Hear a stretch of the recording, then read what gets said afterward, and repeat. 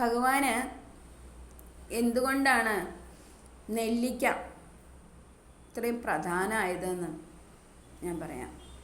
അപ്പോൾ എന്നും നമ്മൾ കുറൂരമ്മയുടെ കാര്യങ്ങൾ തന്നെയാണ് പറയണത്. അപ്പോൾ കുറൂരമ്മയുടെ കഥ തന്നെയാണ് ഇന്നും ഞാൻ പറയണത്. അപ്പോൾ എല്ലാവർക്കും അറിയോ എന്നറിയില്ല, ഭഗവാന് നെല്ലിക്ക വളരെ പ്രധാനമാണ്. അതിൻ്റെ പിന്നിൽ ഒരു കഥ ഉണ്ട്. എങ്ങനെയാണെന്ന് വെച്ചാൽ, ഈ കുറൂരമ്മയുടെ ഇല്ലത്തിൻ്റെ പിൻഭാഗത്ത് വലിയൊരു നെല്ലിമരം നിൽക്കുന്നുണ്ട് അത്ര. അത് കുറേ കൊല്ലങ്ങളായിട്ട് ഉള്ള നെല്ലിമരമാണ്. അപ്പോൾ കുറൂരമ്മയ്ക്കാണെന്ന് വെച്ചിട്ടുണ്ടെങ്കിൽ ഭഗവാനെ എന്നും നെല്ലിക്ക നേദിക്കണം എന്നുള്ള മോഹമുള്ള ആളാണ്. അപ്പോൾ കുറൂരമ്മ ഒരു കൊല്ലത്തേക്കുള്ള നെല്ലിക്ക മുഴുവനും ആ നെല്ലിമരത്തു നിന്ന് ഒരു ദിവസം നെല്ലിക്ക അങ്ങനെ കായ്ച്ച് നിൽക്കുകയാണ് നെല്ലിമരം. ആ സമയത്ത് കുറൂരമ്മ ആ നെല്ലിമരത്തിൻ്റെ അടുത്തേക്ക് പോവാണ്. അപ്പോൾ ഞാൻ പറഞ്ഞില്ലേ, അടുത്ത വീട്ടിലെ ഒരു ഉണ്ണിയുണ്ട്, ഒരു സഹായത്തിനുള്ള ഒരു ഉണ്ണി. അവൻ രാവിലെ 4 മണിയാകുമ്പോഴത്തേക്കും കുറൂരമ്മയുടെ വീട്ടിലെത്തും. അങ്ങനെയാണ്. അപ്പോൾ ഈ ഉണ്ണിയുണ്ട് ഒപ്പം. അപ്പോൾ കുറൂരമ്മ ഇങ്ങനെ നെല്ലിമരത്തിൻ്റെ മുകളിൽ നോക്കിയപ്പോൾ ധാരാളം നെല്ലിയുണ്ട്. അപ്പോൾ കുറൂരമ്മ വിചാരിച്ചു, ഈ നെല്ലിക്കൊക്കെ ഒന്ന് എനിക്ക് കിട്ടിയിരുന്നെങ്കിൽ ഈ ഒരു കൊല്ലം മുഴുവനും ഭഗവാന് നേദിക്കാനുള്ള നെല്ലിക്ക ഉണ്ടാവുമായിരുന്നു. കാരണം കുറൂരമ്മ എങ്ങനെയാണെന്ന് വെച്ചാൽ, കുറൂരമ്മ കഴിക്കുന്ന സാധനമൊക്കെ ഭഗവാന് നേദിക്കുന്നതാണ്. മാങ്ങയാണെങ്കിൽ അത്, ചക്കയാണെങ്കിൽ അത്, അതല്ല പാൽച്ചോറാണെങ്കിൽ അത്, അതേപോലെ പുളിയില്ലാത്ത, ഞാൻ പറഞ്ഞില്ലേ ഭഗവാന് വേണ്ടിയിട്ട് പുളിയില്ലാത്ത തൈര് ഒറൊഴിച്ചുണ്ടാക്കുന്ന വ്യക്തിയാണ് കുറൂരമ്മ. ഭഗവാന് പുളി ഉണ്ടെങ്കിൽ ഭഗവാൻ കണ്ണുകൊണ്ട് ഇങ്ങനെ കാണിക്കത്ര, പുളിച്ച മോര് കൂട്ടി ഉണയിക്കുമ്പോൾ. അപ്പോൾ കുറൂരമ്മ എന്ത് ചെയ്യും, പുളിക്കാതിരിക്കാൻ വേണ്ടിയിട്ട് മോര് തൈര് നന്നായിട്ട് പാകത്തിന് പുളിയിൽ ഒറൊഴിച്ച് വയ്ക്കുമത്ര. അതുപോലെ തന്നെ ഈ തൈര് കലക്കാൻ വേണ്ടിയിട്ട് അങ്ങോട്ട് ഇരുന്ന് കഴിഞ്ഞാൽ കുറൂരമ്മയുടെ 4 ഭാഗവും ഓടൽ തുടങ്ങും ഉണ്ണിക്കണ്ണൻ.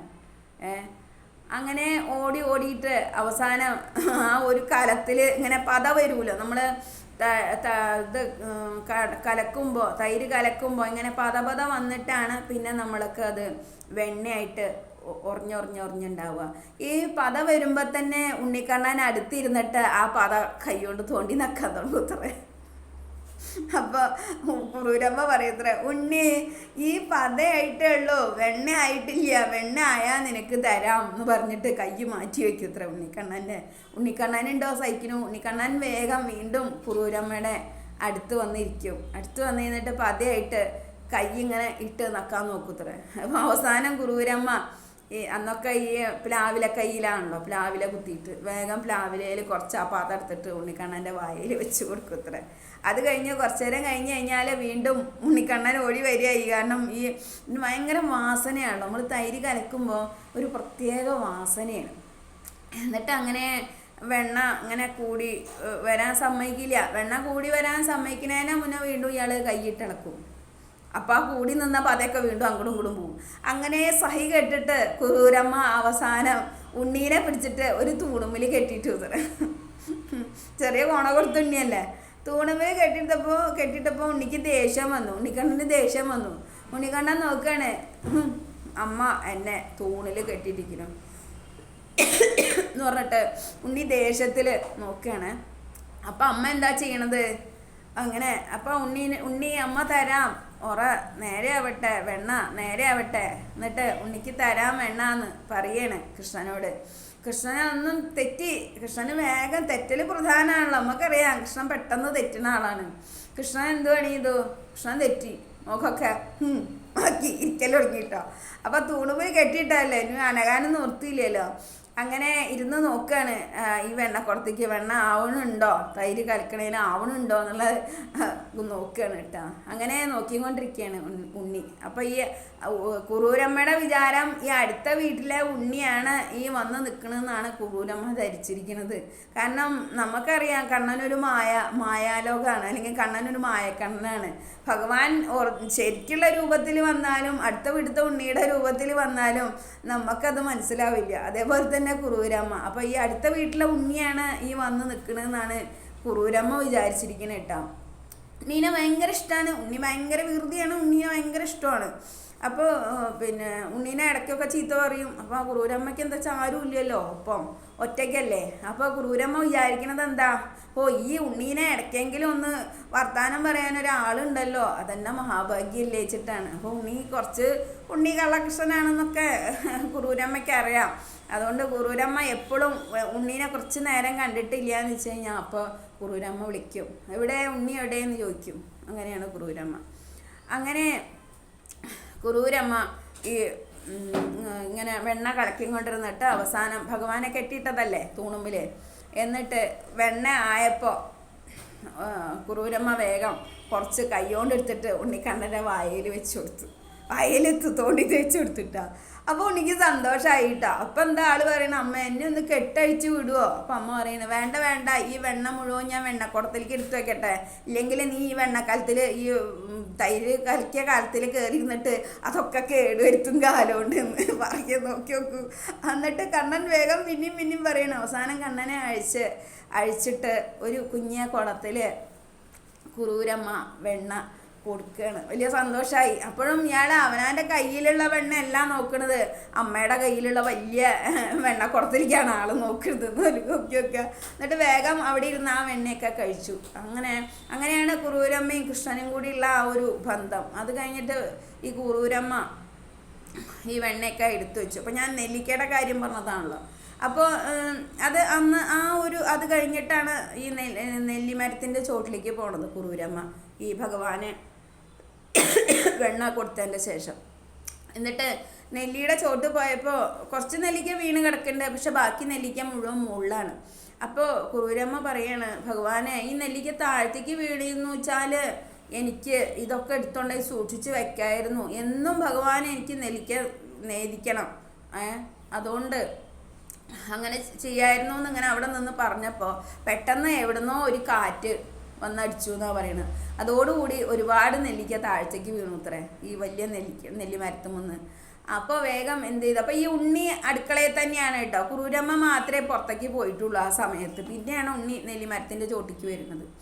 അപ്പോൾ വേഗം ക്രൂരമ്മ എന്ത് ചെയ്തു, സ്വതവേ നമ്മളെ മുണ്ടിലാണ് ക്രൂരമ്മ നെല്ലിക്കൊക്കെ പൊറുക്കിയിടുക. പക്ഷെ ഭഗവാന് നേദിക്കേണ്ട ആ ഒരു നെല്ലിക്ക ആവുമ്പോൾ മുണ്ടിൽ പൊറുക്കിയിട്ടാൽ മോശമല്ലേ.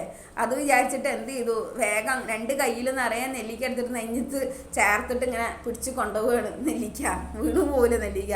എന്നിട്ട് അങ്ങനെ കൊണ്ടുപോയിട്ട് ഉമ്മർത്ത് ഒരു പാളയിൽ വെക്കണം. അന്നൊക്കെ പാളയാണല്ലോ, പാളയിൽ വെച്ചു. എന്നിട്ട് രണ്ടാമത് വീണ്ടും കുറച്ചും കൂടി നെല്ലിക്കൊക്കെ പൊറുക്കി കൊണ്ടുവന്ന് അതിൽ വെച്ചു കേട്ടോ. അത് കഴിഞ്ഞു ക്രൂരമ്മ അങ്ങോട്ടോ തിരിഞ്ഞിട്ട് പോയി വന്നപ്പോഴത്തേക്കും ഈ നെല്ലിക്കയിൽ പകുതി കാണാനില്ല. ആലോചിച്ച് നോക്കുക, നെല്ലിക്കയ്ക്ക് ആവശ്യക്കാരാണ്. നമുക്കൊക്കെ തിരുവിൽ ഇഷ്ടം പോലെ നെല്ലിക്ക കിട്ടും.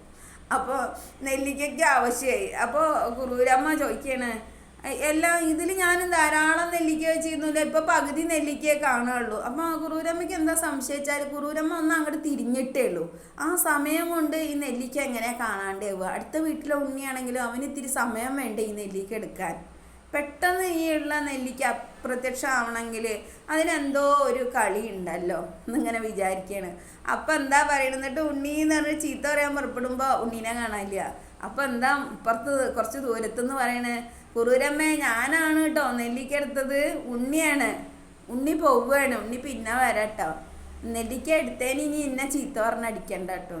ഇത് കേട്ടതും ക്രൂരമ്മയ്ക്ക് ആകെ എന്താ പറയുക, ആകെ ക്രൂരമ്മയ്ക്ക് ആശ്ചര്യമായി. ഭഗവാൻ തന്നെ താൻ എടുത്തു വെച്ച നെല്ലിക്ക പെറുക്കിക്കൊണ്ടേയിരിക്കണം എന്നുള്ളത് മനസ്സിലായി. അപ്പോഴാണ് ഒപ്പം നിന്നിരുന്ന ആള് ഉണ്ണിക്കണ്ണനാണ് എന്നുള്ളത് ക്രൂരമ്മയ്ക്ക് മനസ്സിലായത്. പിന്നെ ക്രൂരമ്മയ്ക്ക് എന്നും എന്ന് പറഞ്ഞ പോലെ ജീവിതത്തിൽ ക്രൂരമ്മ ഒരു ദിവസം പോലും ഭഗവാന് നെല്ലിക്ക നേദിക്കാത്ത ദിവസം ഉണ്ടായിരുന്നില്ല എന്നാണ് പറയണത്. ഇനി അഥവാ ഒരു നെല്ലിക്ക ഇല്ലെങ്കിൽ നെല്ലിക്കയൊക്കെ കുറച്ച് നമുക്കറിയാം, നെല്ലിക്കയുടെ സീസൺ കഴിഞ്ഞാൽ പിന്നെ നെല്ലിക്ക കിട്ടില്ല. അപ്പോൾ ഒരു നെല്ലിക്ക വെച്ചാൽ അതൊരു 5-6 കഷ്ണാക്കിയിട്ട് ഒരു കുഞ്ഞെ പൊട്ടെങ്കിലും ക്രൂരമ്മ ഭഗവാന് നെല്ലിക്ക നേദിച്ചിരുന്നു അത്രേ.